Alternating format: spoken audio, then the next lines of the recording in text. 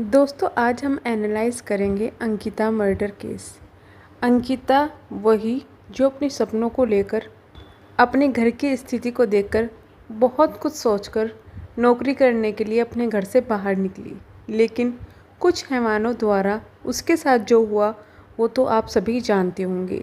लेकिन ये पहला केस है? ना जाने कितनी लड़कियां, कितनी अंकिता इसी वजह से घर से बाहर निकलने में भी डरने लगती है, क्योंकि उनके साथ कहीं ना कहीं हरेसमेंट हुआ होता है। इसके अलावा बहुत से माँ बाप जो चाहते हैं कि भाई लड़की ना हो, या फिर जो चाहते हैं कि उनकी लड़की की वो बहुत कम उम्र में शादी कर दे, जिससे कि उनको आगे जाके कोई दिक्कत ना आए।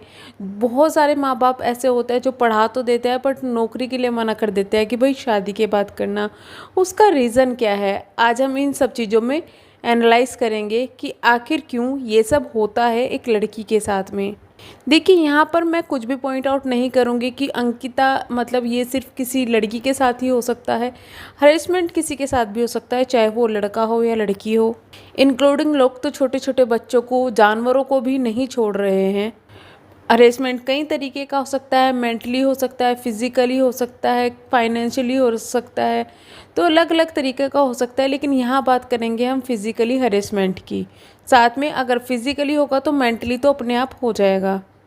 अंकिता, जिसने होटल मैनेजमेंट का कोर्स किया, कोर्स करते ही वो नौकरी करना चाहती थी, क्योंकि उनके घर की फाइनेंशियल स्टेटस बहुत ज़्यादा अच्छा नहीं था। गढ़वाल के एक छोटे से गांव में रहने के बावजूद उनके माँ बाप ने उनको अच्छी शिक्षा दी, जिससे कि लड़की अपने सपनों की उड़ान भर सके और कुछ नौकरी कर सके, घर में भी कमाए और साथ में अपने पैरों पर खड़ी हो जाए।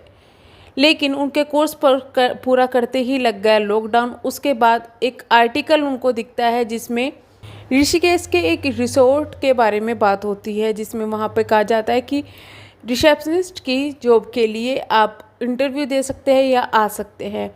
अंकिता वो आर्टिकल पढ़ती है, अपने सपनों को उड़ान देने के लिए वहाँ पर जाती है, उसे नौकरी भी मिल जाती है और उसको पेमेंट होते हैं 10,000 रुपये। साथ में रहने के लिए घर भी मतलब रहने के लिए कमरा भी उसको मिलता है, खाना वगैरह का सब अरेंजमेंट मिलता है। अंकिता इस चीज़ से खुश थी और वहाँ पर नौकरी करने लगी। लेकिन जैसे जैसे धीरे धीरे सच्चाई उसके सामने आती गई तो वो बहुत ज़्यादा डरावनी थी। ये सिर्फ एक अंकिता के साथ नहीं होता, ये बहुत सी लड़कियों के साथ में ऐसी चीज़ होती है। ये सिर्फ होटल्स में नहीं होता, ये ऑफिसेज में होता है, स्कूल कॉलेजेस में भी इस तरीके की चीज़ होती है, लेकिन वो थोड़ी अलग होती है। जैसे अंकिता के केस में जो उनका मैनेजर था, जो मालिक था, वो ये चाहता था कि अंकिता दूसरों के साथ रिलेशन में रहे और जो लोग उसके यहाँ पर आए उन्हें खुश करे, जिससे कि उनके उसके जो रिसोर्ट है वो चलता रहे। इस तरीके की चीज़ें अंकिता को कही जा रही थी, उसको फोर्स किया जा रहा था। इस तरीके से काफ़ी लड़कियों के साथ किया जाता है।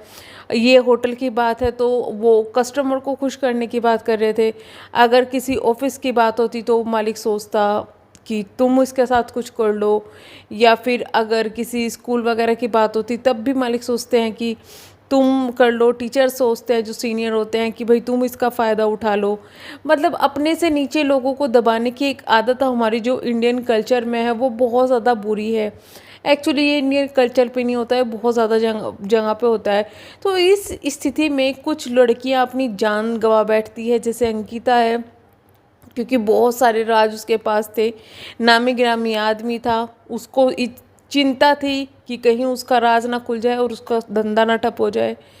तो कुछ लड़कियां अपनी जान गंवा के बैठती है, कुछ इज्जत गंवा बैठती है, कुछ कोऑपरेट कर लेती है इन चीज़ के साथ, कुछ नौकरी छोड़ देती है, कुछ अपना कॉन्फिडेंस लो करती है, कुछ सब कुछ छोड़ के अपने घर चली जाती है, तो कुछ आत्महत्या भी कर लेती है। तो ये चीज़ें लड़कियों के साथ में या किसी के साथ में भी कब तक चलेगा। एक्चुअली इन सब चीज़ों का एक सोल्यूशन है कि जब आपके साथ में फर्स्ट टाइम ऐसी हरकत हो रही है तो उसके खिलाफ आवाज़ उठाओ, अपने पेरेंट्स से शेयर करो, अपने दोस्तों से शेयर करो। अंकिता के केस में सबसे अच्छी बात हुई कि उन्होंने अपने जो ये बातें थी एक दोस्त से शेयर की, जिससे इस चीज़ का खुलासा हो सका, वरना इस चीज़ का खुलासा भी नहीं होता। तो इतना ही है, अगर आपके साथ में भी ऐसा कुछ हो रहा है आपके आसपास में तो आवाज़ उठाओ। अगर आपको पता है किसी लड़की के साथ में ऐसा हो रहा है तो उसके खिलाफ आवाज़ उठाओ कि भाई ऐसा क्यों तुम सहन कर रही हो या फिर क्यों कर रही हो। अपने पेरेंट्स से शेयर करो, पुलिस में जाओ, कुछ भी करो, लेकिन शांत मत रहो। एक बार की चुप्पी आपको हमेशा दबाती है और नौकरियां हज़ार मिल जाएगी, लेकिन जहाँ पर आप इस तरीके की कोऑपरेट करना शुरू कर देंगे वहाँ पर आपकी ज़िंदगी, आपका करियर सब बर्बाद हो जाएगा। करियर के चक्कर में ज़िंदगी को ना खोइए। इतने सारे केसेस इंडिया में हो चुके हैं, आसपास की ही बात कर रही हूँ मैं, हो चुके हैं कि लड़कियां अपनी या तो जान गंवा बैठती है या फिर कुछ भी कर बैठती है। तो मत चुप रहो, बोलो। काश अंकिता भी अपने पेरेंट्स को ये सब बातें स्टार्टिंग से ही बतानी शुरू कर देती तो उसके पेरेंट्स उसकी नौकरी छुड़वा देते या फिर उसको बोलते कि कहीं और नौकरी कर लो, बट वो शायद अपनी जान जो उसने गंवाई है वो नहीं गंवाती। तो खैर जो भी हुआ उसके लिए हम बहुत ज़्यादा, मतलब मैं बहुत ज़्यादा धक्के में हूँ। बट यही है कि कई चीज़ें आपके साथ में भी ऐसी हुई रहती है कि आप उस चीज़ को फिर याद करते हैं, लेकिन जो एक्सपीरियंस मेरा रहा है उससे मैं यही कह सकती हूँ कि अगर आपके साथ भी ऐसा कुछ हो रहा है तो फर्स्ट टाइम में ही आवाज़ उठाओ। नौकरी दूसरी मिल जाएगी, लेकिन आवाज़ उठाओ, अपने पेरेंट्स से शेयर करो, अपने दोस्तों से शेयर करो, अपने कलीग से शेयर करो। तो ख़त्म करते हैं वीडियो यहीं, मिलते हैं हम नेक्स्ट वीडियो में। तब तक के लिए bye bye, thank you so much.